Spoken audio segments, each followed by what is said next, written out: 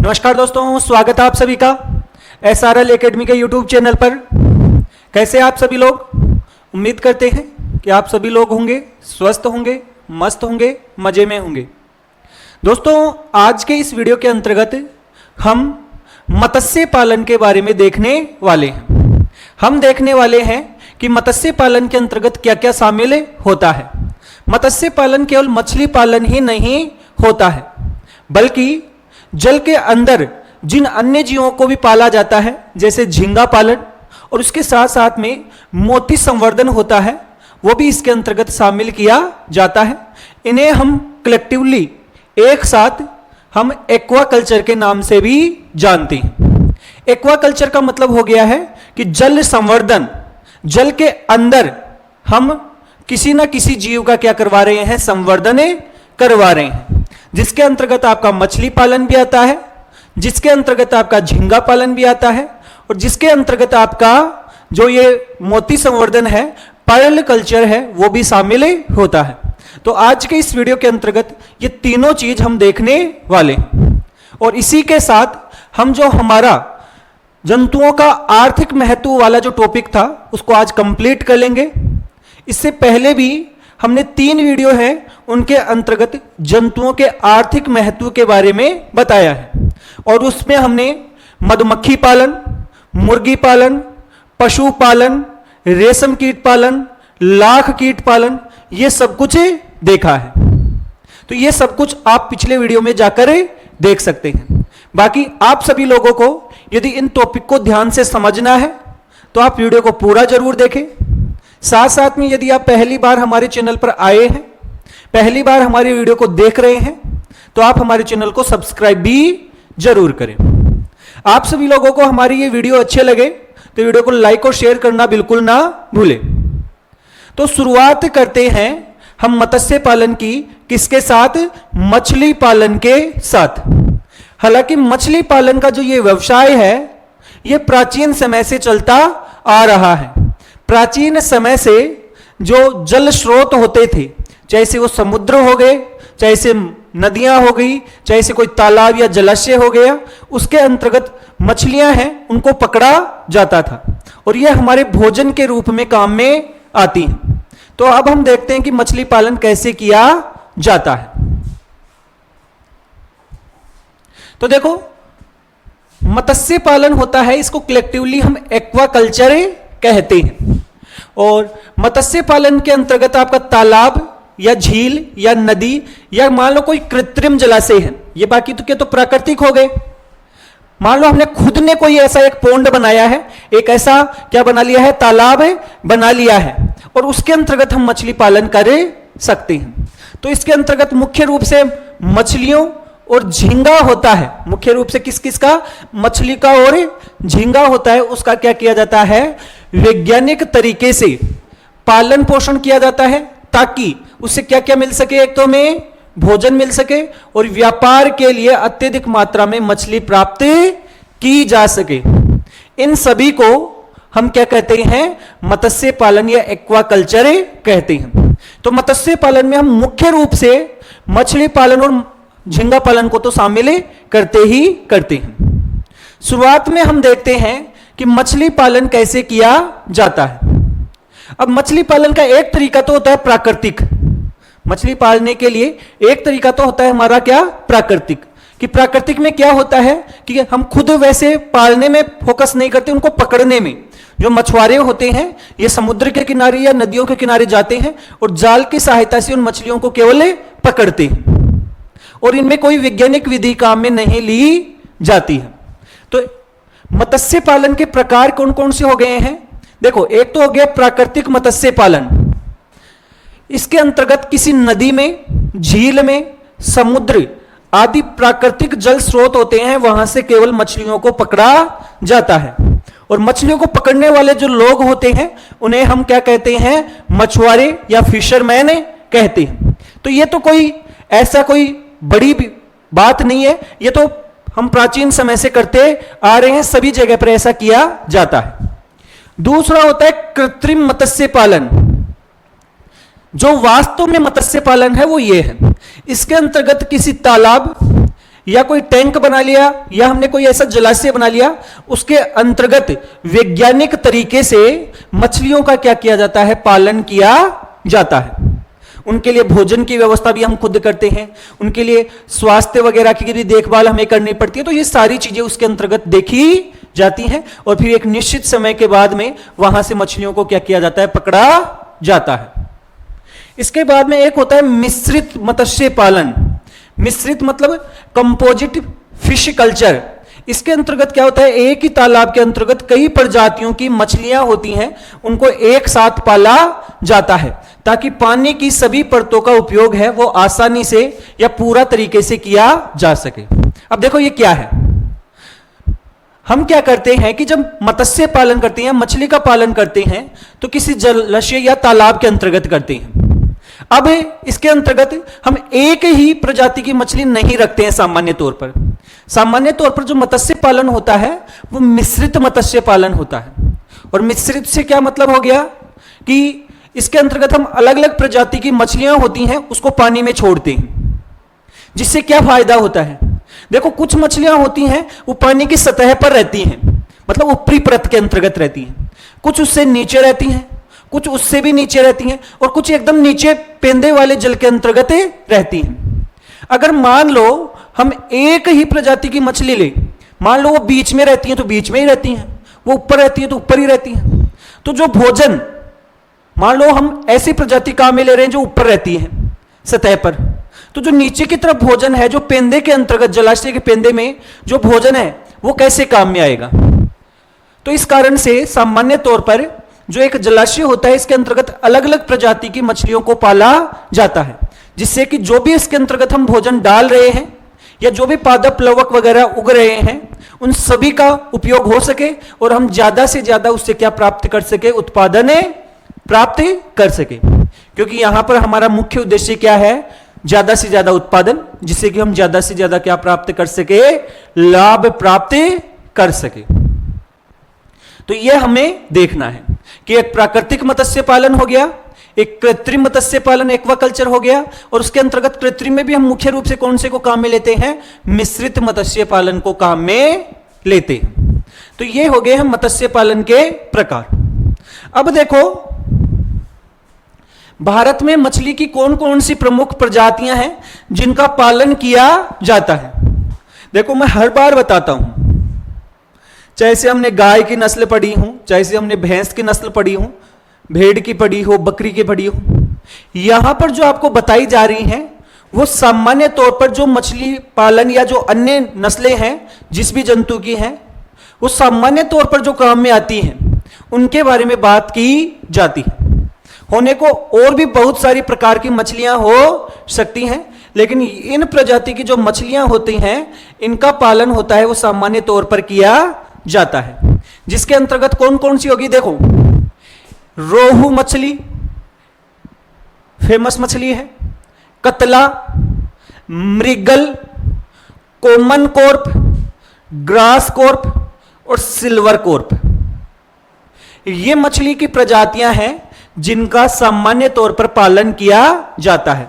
कौन कौन सी हो गई हैं, रोहू, कतला, मृगल, कॉमन कॉर्प, ग्रास कॉर्प और इसके साथ साथ में सिल्वर कॉर्प। ये मछली की अलग अलग प्रजातियां हैं जिनका क्या किया जाता है, पालन किया जाता है सामान्य तौर पर जब हम मत्स्य पालन करते हैं, एक्वाकल्चर करते हैं। इन मछलियों को अक्सर मिश्रित मत्स्य पालन में एक साथ पाला जाता है। मिश्रित मत्स्य पालन के दौरान इन सारी कैटेगरी की जो मछलियां हैं उनको पाला जाता है, और वो कारण क्या है वो आपको पहले बता चुका हूं कि अलग अलग प्रजाति की मछलियां होंगी तो वो जल की अलग अलग परत में रहती हैं, मतलब अलग अलग स्तर पर रहती हैं। कुछ सतह पर रहती हैं, कुछ बीच में रहती हैं, कुछ उनसे नीचे रहती हैं, कुछ पेंदे में रहती हैं, तो जिससे कि भोजन का ज्यादा से ज्यादा उपयोग किया जा सके। ये इस कारण से मिश्रित मत्स्य पालन किया जाता है। ये देखो ये जो मछलियां हैं उनके डायग्राम है जो सामान्य तौर पर मत्स्य पालन के अंतर्गत काम में ली जाती है। सबसे पहले हम बात कर रहे थे किसकी, रोहू मछली की। किसकी बात कर रहे थे, रोहू मछली। इनमें थोड़ा थोड़ा ही क्या है अंतर। रोहू मछली का जो वैज्ञानिक नाम है वो है लेबियो रोहिता। लेबियो रोहिता याद रह जाए तो ठीक है, लेबियो रोहिता। ये दूसरी है कतला, ये दूसरी मछली है जिसका नाम है कतला, और इसका वैज्ञानिक नाम है कतला कतला। इसका वैज्ञानिक नाम क्या है? कतला कतला। फिर तीसरी मछली है, ये है मृगल, तीसरी है मृगल, और जिसका नाम है श्रीनस मृगला, श्रीनस मृगला। फिर नेक्स्ट है हिल्सा, हालांकि उस लाइन उस वाली जो हमने एक लिस्ट देखी थी उसमें नहीं थी, लेकिन यहां पर देखो ये कौन सी है, हिल्सा नाम की मछली है, टेन्युलोसा इलिसा। और एक है कॉमन कोर्प, एक ये मछली कौन सी है, कॉमन कोर्प, और ये है स्राइपनस कार्पियो, स्राइपनस कार्पियो। तो ये अलग अलग कैटेगरी की अलग अलग प्रजाति की मछलियां हैं जो मत्स्य पालन के अंतर्गत, मछली पालन के अंतर्गत काम में ली जाती हैं। और इनमें देखने पर भी पता लग रहा है कि कुछ मछलियां हैं वो जल की ऊपरी परत में हैं, कुछ बीच के अंतर्गत हैं, और कुछ नीचे जो जलाशय है उसके क्या है, पेंदे के अंतर्गत पाई जाती।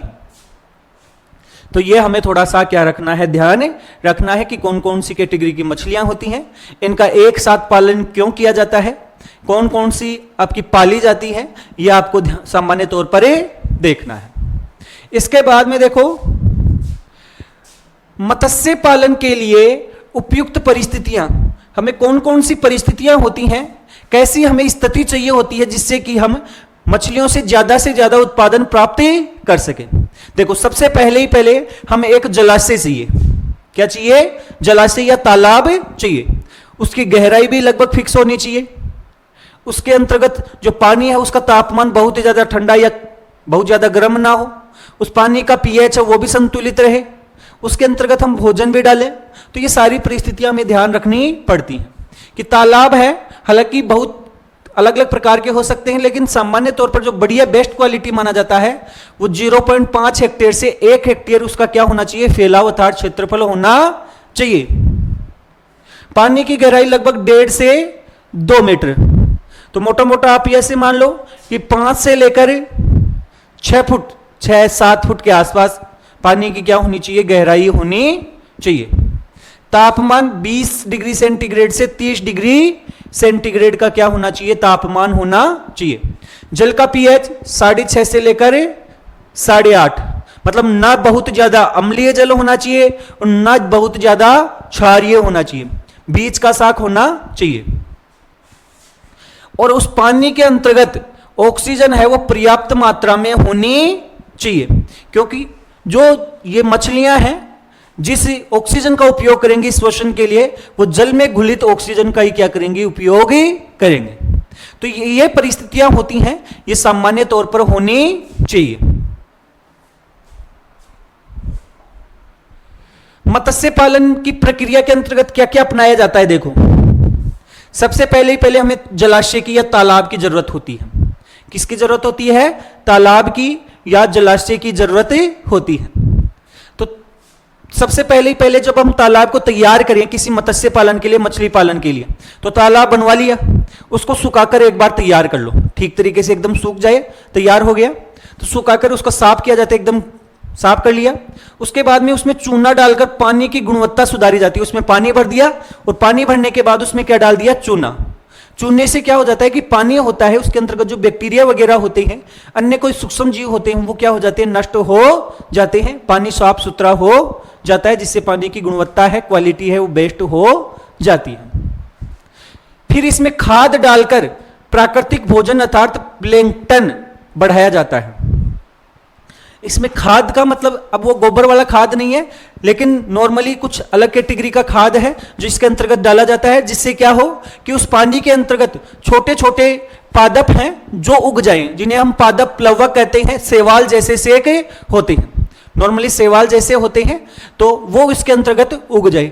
हम क्यों चाहते हैं भाई वो उगे, क्योंकि मछलियां जो उसके अंतर्गत रहेंगी वो इनको किस रूप में काम में लेती हैं, भोजन के रूप में काम में लेती हैं। तो ये रहेंगे तो वहां पर उनको वो भोजन के रूप में काम में लेंगी और जिससे उनको पोषण प्राप्त होगा। तो सबसे पहले हम तालाब की तैयारी करते हैं, तालाब बना लिया, फिर इसके बाद में इसमें छोड़ा जाता है बीज। अब आप सोचोगे कि मछलियों का कौन सा बीज आता है, तो मछलियों का जो बीज होता है फिश सीड, वो छोटी जो मछलियां होती हैं, रिंग के एकदम पतली सीख हमारी अंगुली के आकार की जो मछलियां होती हैं, उन्हें कहा जाता है बीज। छोटी मछलियां जिन्हें हम फिंगर लिंग भी कहते हैं, अंगुली के आकार की होती हैं, उसको तालाब में छोड़ा जाता है। तो उनको तालाब में हम क्या कर देते हैं, छोड़ देते हैं, और इसे बोलते हैं बीज डालना। फिर उनको भोजन देना पड़ता है, क्योंकि वृद्धि तो तभी होगी, तो वो पादपों को भी खाते हैं। इसके अलावा मछलियों को संतुलित आहार दिया जाता है, जिससे कि उनकी वृद्धि ज्यादा से ज्यादा हो। तो चोकर जानते होंगे, चापड़ जिसे बोलते हैं, जो गेहूं होता है उससे निकलती है या उससे बनाई जाती है, तो वो चोकर डाला है। सरसों की खली डाली जाती है। इसके अलावा मक्का का पाउडर होता है, ये डाला जाता है, और इससे जो मछलियां होती हैं उनको पोषण प्राप्त होता है। तो ये इस प्रकार से हम मछली पालन के लिए पूरी तैयारी करते हैं।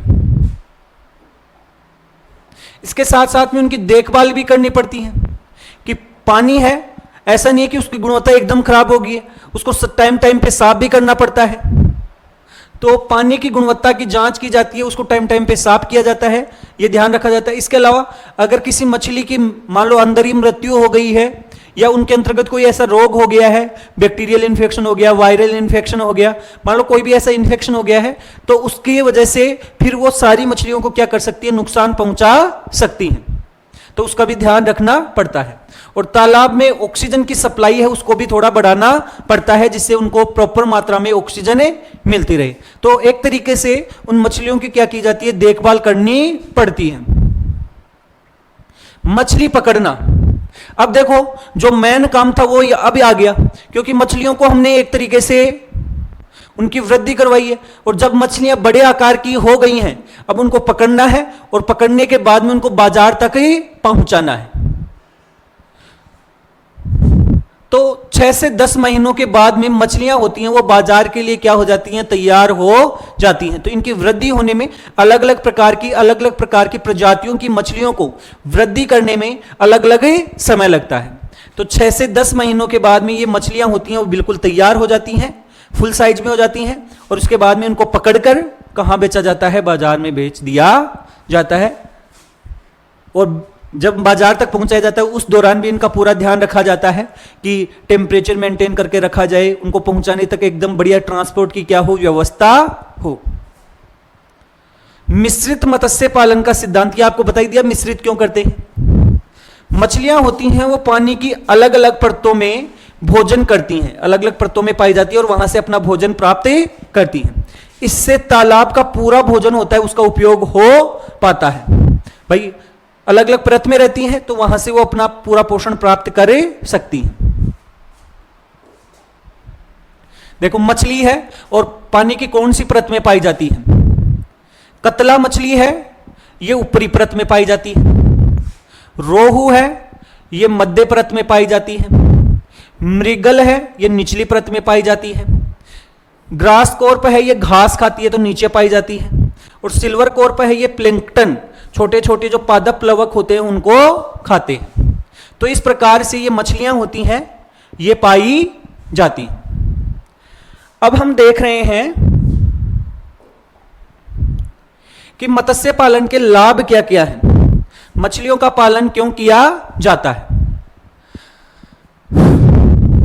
तो देखो पोषण का अच्छा स्रोत है, मछलियों से हमें बढ़िया क्वालिटी की क्या मिलती है, प्रोटीन मिलती है, और विटामिन ए, डी और खनिज लवण हमसे हमें प्राप्त होते हैं।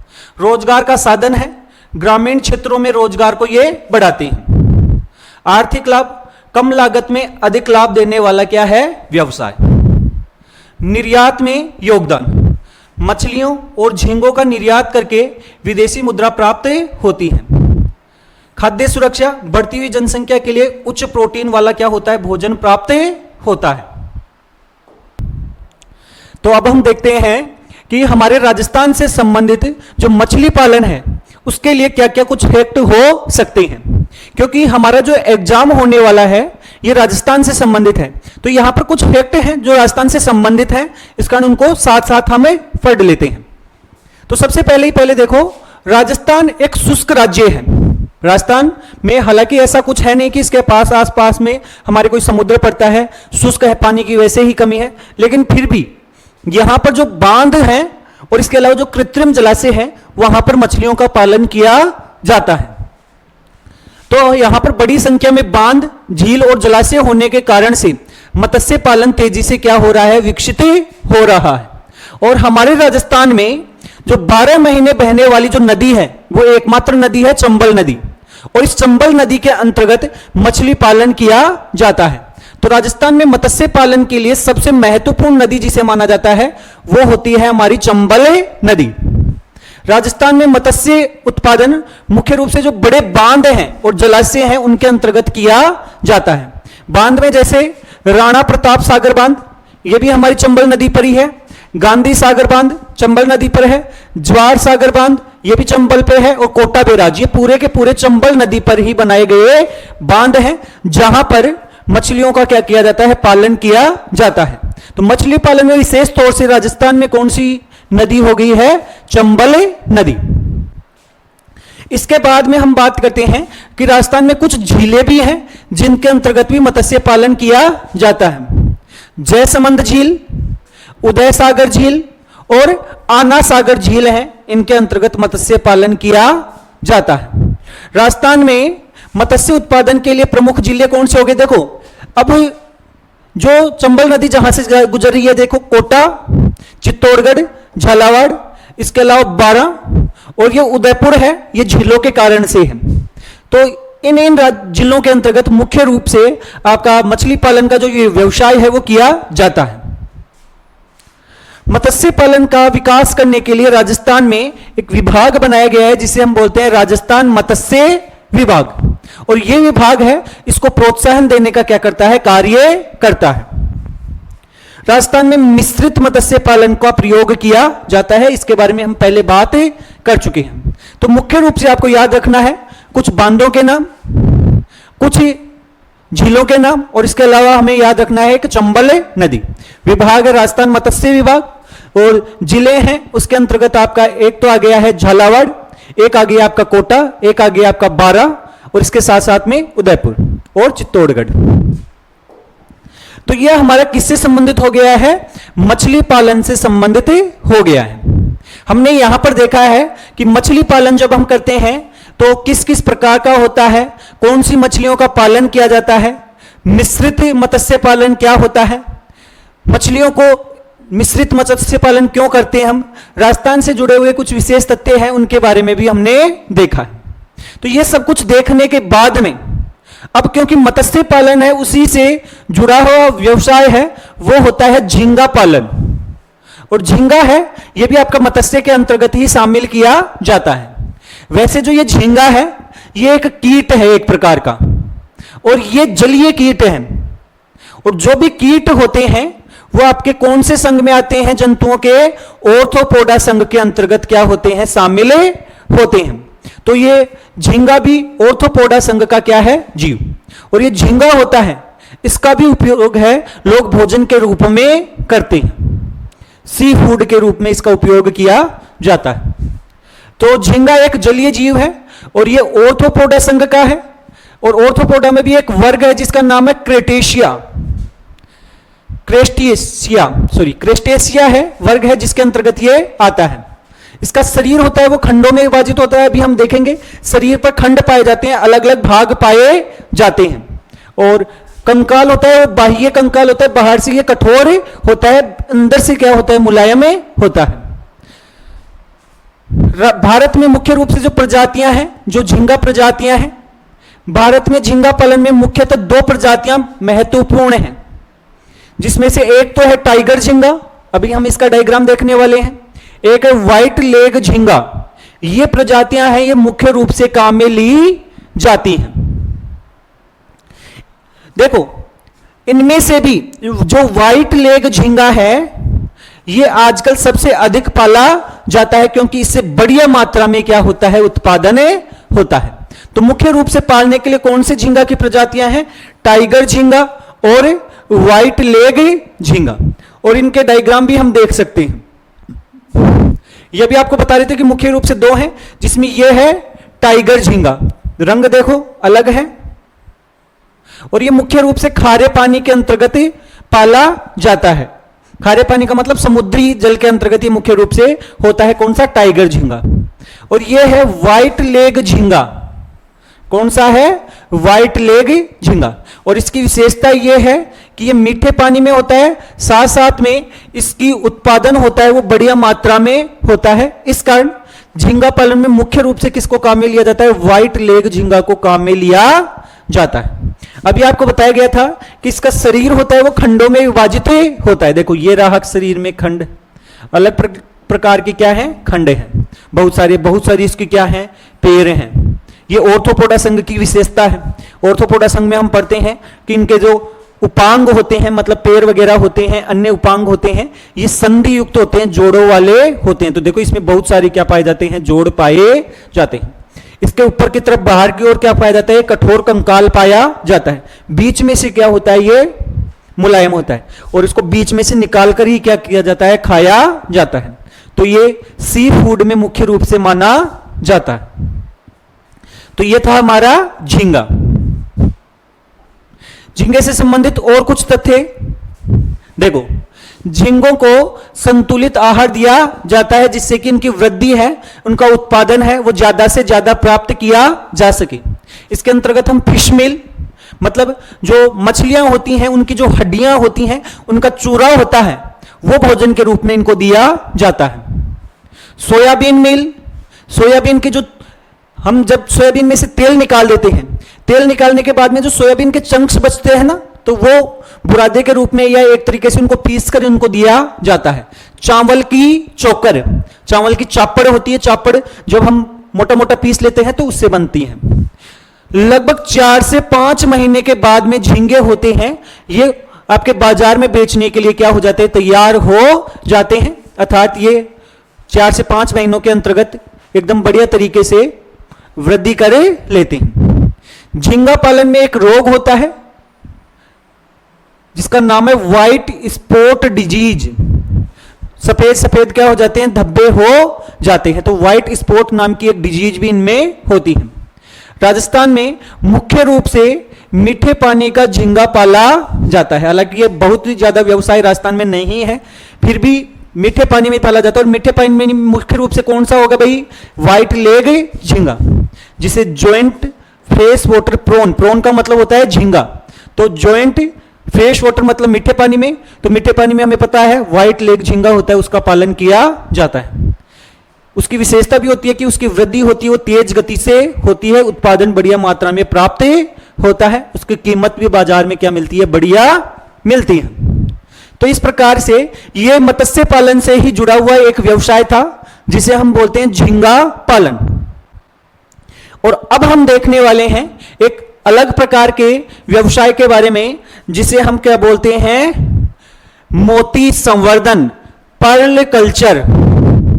मोती तो आप जानते ही होंगे, मोती वही मोती हैं जो सामान्य तौर पर आभूषणों वगैरह में काम में लिए जाते हैं। ये जो मोती होते हैं ये सामान्य तौर पर या प्राकृतिक रूप से समुद्र में जो जीव होते हैं, जिन्हें हम बोलते हैं सीप या ओयस्टर। क्या कहा जाता है? सीप हिंदी में, इंग्लिश में उन्हें ओयस्टर कहा जाता है, जो कि मोलस्का संघ के जीव होते हैं। कौन से संघ के जीव होते हैं? मोलस्का संघ के जीव होते हैं। इनके बाहर की तरफ एक कैल्शियम कार्बोनेट का क्या पाया जाता है? आवरण पाया जाता है, और उसके अंदर की तरफ ये जीव पाए जाते हैं। ये मोलस्का संघ है, या इन जो ओयस्टर है उनकी क्या है विशेषता, और उनमें प्राकृतिक तौर से ये मोती बनते हैं। ये जो सीप या ओयस्टर होता है, इसकी विशेषता होती है कि इसके अंदर बाहर से कोई भी धूल का कण वगैरह चला जाता है तो ये इनका शरीर होता है ओयस्टर का, ये इनको बाहर की कोई चीज मानता है, और उसको शरीर से बाहर निकालने की दृष्टि से उनके बाहर की तरफ कुछ पदार्थ होता है वो जमा करने लगे जाता है। उस पदार्थ के अंतर्गत आपका कैल्शियम कार्बोनेट होता है, और एक विशेष प्रकार की क्या होती है? प्रोटीन, वो उसके चारों तरफ जमने लगे जाती है। और जब उसके चारों तरफ जमती है तो उसी से वो मोती का निर्माण हो जाता है। और फिर ये मोती होते हैं जो उस ओयस्टर के लिए तो वेस्ट प्रोडक्ट था, उसको मनुष्य प्राप्त कर लेता है और वो बाजार में बहुत बढ़िया दामों पर बेचे जाते। तो मनुष्य ने क्या किया कि उस विधि का उपयोग है वो कृत्रिम रूप से भी करने लग गया। उन्होंने क्या किया कि कृत्रिम रूप से उस ओयस्टर के अंदर ऐसा कोई बाहर का कण वगैरह है उसको डाल दिया, जिसके कारण से उसके बाहर की तरफ क्या बनने लग गया, मोती बनने लग गया। तो देखो क्या होता है कि मोती होता है कठोर चमकदार क्या होता है, पदार्थ होता है। किसमें बनता है आपको बता ही दिया है, ओयस्टर या सीप, जो एक समुद्री जीव है सामान्य तौर पर, जो आपका मोलस्का संघ क्या कहा है जीव। जो सीप अर्थात ओयस्टर होता है उसके अंदर बनता है। जब कोई बाहरी कण, कोई भी कण बाहरी, चाहे से रेत का कण होता है, ये सीप के अंदर चला जाता है, तो सीप उससे बचाने के लिए उसके चारों तरफ नेकर। अब ये नेकर क्या होता है, नेकर में देखो आपका एक सफेद पदार्थ होता है जिसे हम बोलते हैं कैल्शियम कार्बोनेट, और एक प्रोटीन होता है जिसका नाम है कॉन्कियोलिन प्रोटीन। कौन सी प्रोटीन होती है, कॉन्कियोलिन प्रोटीन होती है। उससे एक पदार्थ बनता है नेकर, और वो उसके चारों तरफ धीरे धीरे जमा करने लगे जाता है। जैसे वो जमा होता जाता है वो मोती क्या हो जाता है, साइज में बड़ा होता जाता है। तो उसकी परतें होती हैं, उसके जमा करती हैं, और इसी से क्या बनता है, मोती बनता है। मोती संवर्धन का अर्थ है कि सीप के अंदर कृत्रिम तरीके से मोती का निर्माण करवाना। देखो मोती वैसे तो सामान्य तौर पर प्राकृतिक रूप से बनता है, लेकिन अगर हम कृत्रिम तरीके से उसका संवर्धन करवाने लग जाएं तो उसे कहा जाता है मोती संवर्धन या पर्ल कल्चर।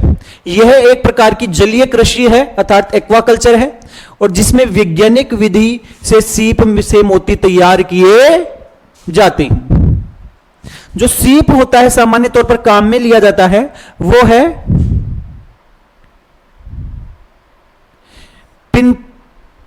पिनेक्टाडा फ्यूशेटा। पिनेक्टाडा फ्यूशेटा होता है जो सीप की एक प्रजाति है, उसको सामान्य तौर पर मोती बनाने के लिए काम में लिया जाता है। ये देखो भाई, ये आपके सामने आप देखकर क्या अनुमान लगा रहे हो, ये जो आप देख रहे हैं ये हमारे सामने एक ओयस्टर है। ओयस्टर जिसे हिंदी में सीप कहा जाता है, जो समुद्र में रहने वाला मोलस्का संघ का एक जीव है। ये क्या करता है, मोती बनाता है। जैसे ही इसमें कोई रेत का कण होता है वो जाता है तो इसको ये बाहरी वस्तु समझता है, और उसको बाहर निकालने के प्रयास के कारण से ये उसके बाहर की तरफ सफेद रंग की एक परत जमा करने लगे जाता है, और उसी से मोती का निर्माण होता है। जैसे कि कोई धूल का कण था और इसी के बाहर की तरफ ऐसे पदार्थ जमा करके एक सफेद रंग का क्या बना देता है, गोल संरचना का निर्माण करे देता है, और ये वास्तव में क्या है, मोती। और ये मोती होता है ऊंचे दामों पर बाजार में बिकता है। तो ये हमने देखा है कि मोती कैसे होता है।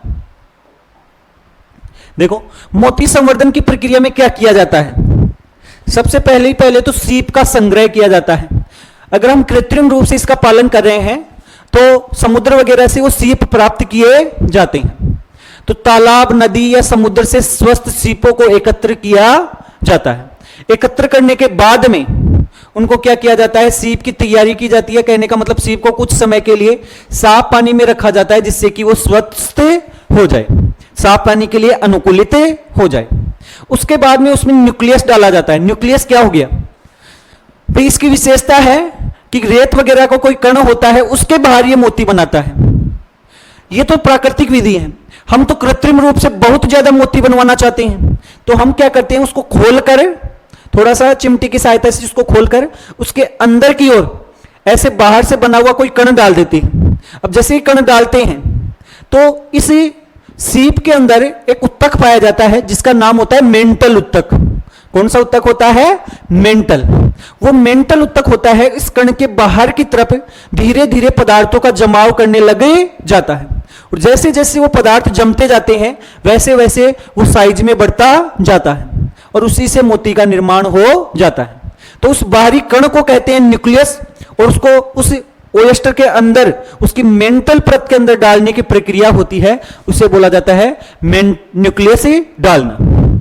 इसमें क्या किया जाता है कि सीप के अंदर एक छोटा गोल कण होता है जिसे न्यूक्लियस कहते हैं, उत्तक का टुकड़ा डाला जाता है। सीप उसे हानिकारक समझता है और उसके चारों तरफ क्या बनाने लग जाता है, परतें बनाना शुरू कर देता है। और यही परतें नेकर की परत होती हैं। अभी आपको बताया था नेकर होता है, उसमें मुख्य रूप से एक प्रोटीन होती है, उसके साथ साथ में कैल्शियम कार्बोनेट पाया जाता है।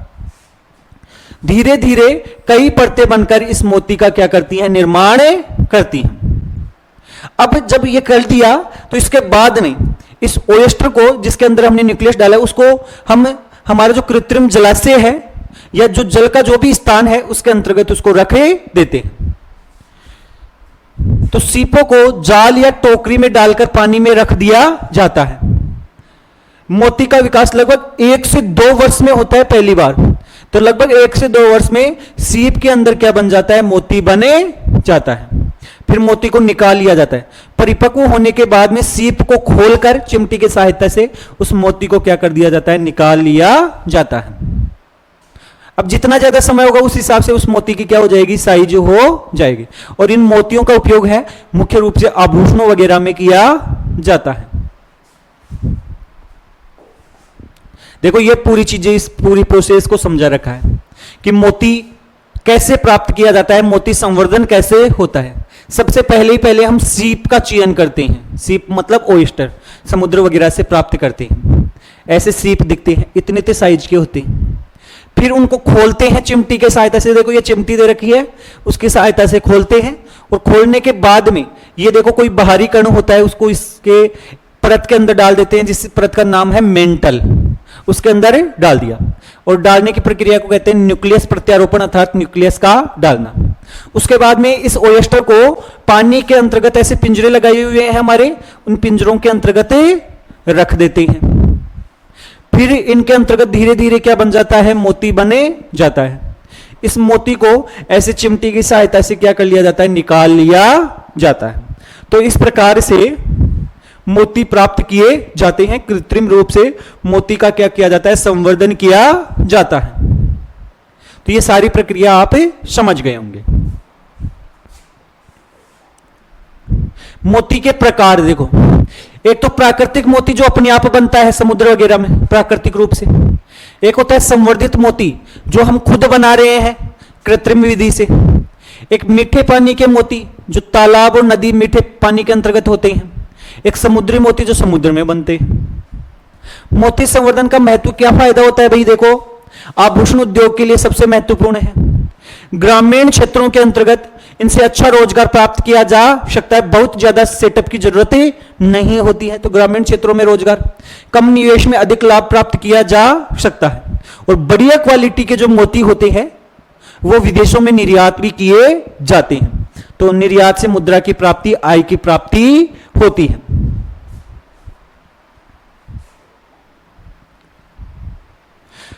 भारत में मोती संवर्धन कहां कहां मुख्य रूप से किया जाता है, तो कुछ राज्य हैं जैसे तमिलनाडु, गुजरात, आंध्र प्रदेश और महाराष्ट्र।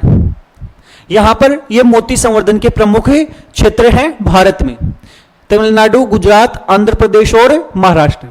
और राजस्थान में कुछ स्थानों पर तालाबों और झीलों में मीठे पानी के मोती संवर्धन के प्रयास किए जा रहे हैं। विशेष रूप से अभी तक ये राजस्थान में इतना विशेष रूप से फला फूला नहीं है, फिर भी कुछ जगह छोटे छोटे स्तर पर इसको किया जा रहा है, जिसमें मुख्य रूप से उदयपुर और कोटा में इसके प्रयास किए जा रहे हैं। आप घर पर भी इसका पालन छोटे स्तर पर कर सकते हैं।